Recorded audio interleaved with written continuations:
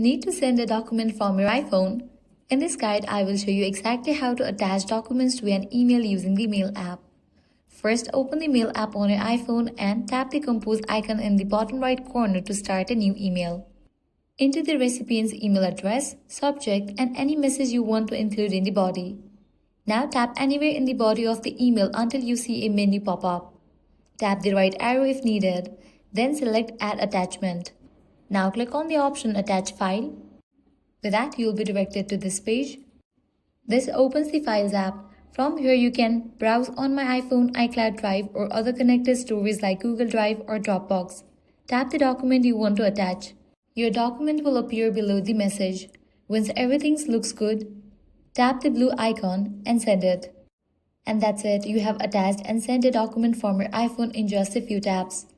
If this guide helped you out, do not forget to like, share, and subscribe. Thanks for watching.